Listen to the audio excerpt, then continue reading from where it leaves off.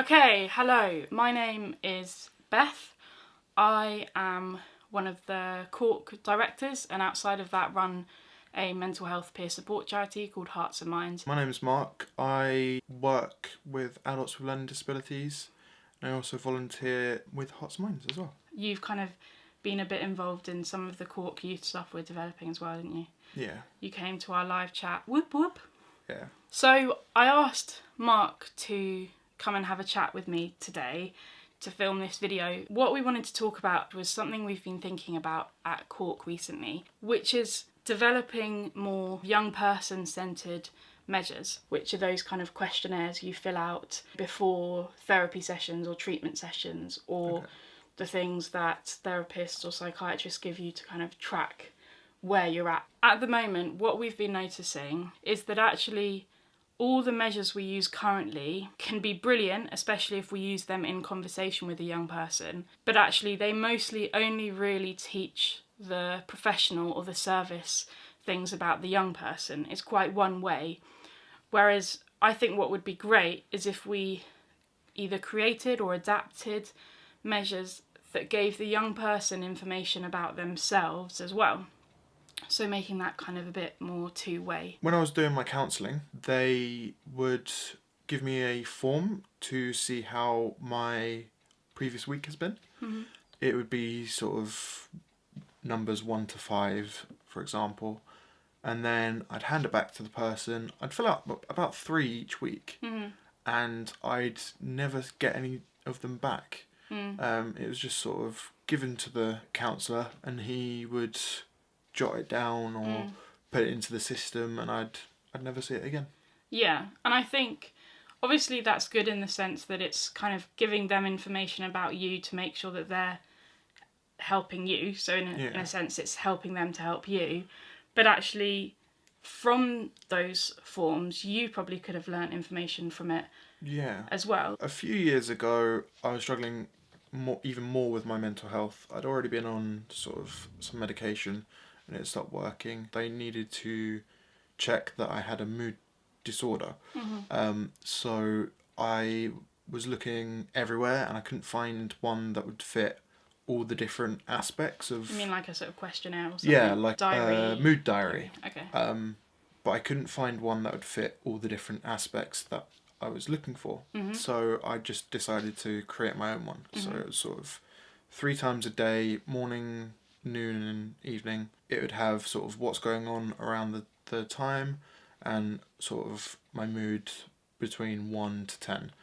And from that, I actually learned a bit more about myself, because I was able to recognise a sort of trend towards later on in the day, and we managed to figure out that I was isolating myself during that period of time. So the later it got, the worse I'd feel.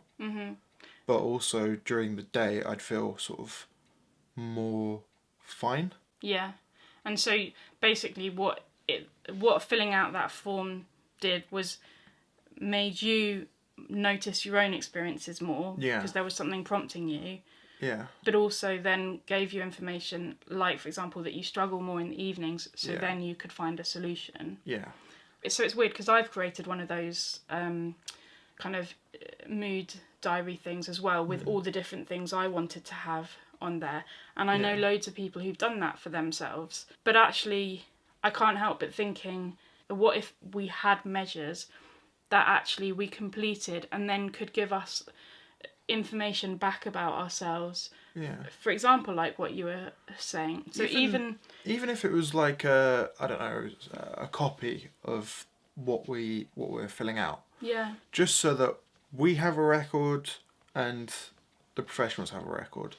And even from that, if they sort of discussed, oh, this number means this, or that number means you're doing really well, or just something so that we could sort of decode it. Obviously, these things are always better in conversation, particularly in conversation maybe with like a mental health professional, someone who can support us to understand it in even more depth. But like even having an automated thing, so if you were to do it online, that said, we've noticed that you get lower in the evenings, have you thought about this? Or perhaps we've noticed that when your well-being score is lower, it tends to be when you're feeling more intense amounts of anger or shame or anxiety or something like that, where it would, like, just by filling it out, it would equip you with information about yourself. Because things are easier to know where to go from if you have that information, I think. Yeah. And so the other thing that, as part of this, like, I've been sort of thinking about, is often because these forms are traditionally for services, all the forms we have are mostly about measuring the severity of someone's diagnosis. Yeah. So mostly it's either general emotional well-being, like a slidey scale kind of thing, 1 to 10, or it's how severe your anxiety is, or how severe your depression is, or how severe your OCD is, rather than being about kind of thoughts and feelings. And something I've noticed young people say a lot is they can tell me, you know, I say, how are you doing? And they say, oh, my self-harm's really bad, or oh, my depression's really bad. But when I ask them what they're feeling, they can't tell me. And I think that's because we teach young people to be able to observe and measure their own states through kind of clinical and diagnostic language, rather than thinking about what actual emotion is behind that. And actually, obviously a diagnosis is helpful, and it that in itself gives you a bit of information. But if it was more around your thoughts and your feelings, I think that could equip you more, because like once you know, okay, I have severe anxiety, there's not there's not much sort of detailing what severe anxiety is. It's just sort of, so for example, and what is for you. So for example, when I was going for assessments for autism, they said that I had Asperger's autism. I was like, okay, great. What does that mean? Like, there was no sort of information about what autism is for different people, so I had to sort of go out there and find it. Yeah, and all that information you then found is still vague and general. Yeah. Whereas if you could complete measures over a certain amount of time, which said, Mark, we know that you have autism. Yeah. For you, that means you particularly struggle with processing information or loud noises or things like that. That would then enable you to have quickly the information that instead you've had to learn over a long period of time. Yeah. So, like, for example, if that had told you, we've noticed from what you've told us that loud noises are particularly a problem for you. Yeah. You could have then immediately gone out and got your headphones that you now have. Yeah. Rather than having to learn that over several years, which has been what you've had to do. Yeah, because where I used to live, there used to be a fire station nearby, so I'd hear sirens all the time. It's almost deafening, and I can't function at all. I have to hold my ears and just wait until it passes by. Yeah.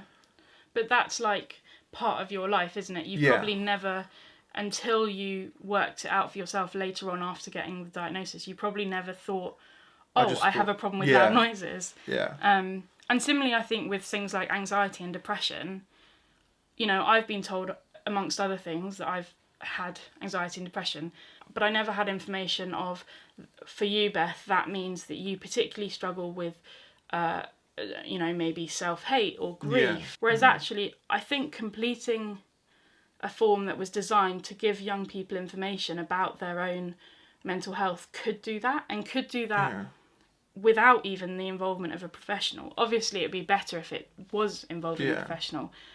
I think I'd prefer it if there was a professional involved. Yeah, I think most of us would. Yeah. Because then you could kind of chat about it in depth. But even without it, it could give you information that really could change things for you. Rather than kind of either nothing at all, as some people get, because it's all about what the service learns, or some quite general, vague information like my well-being's low. So that's what we've been thinking a bit about. We're in very early stages of it. It's not like we're kind of saying or making any bold statements about it, but it's just something we've been wanting to open up a discussion around, especially as we're developing kind of more youth involvement in Cork. Nice to see you, and we'll let you get back to your days. Bye. Bye.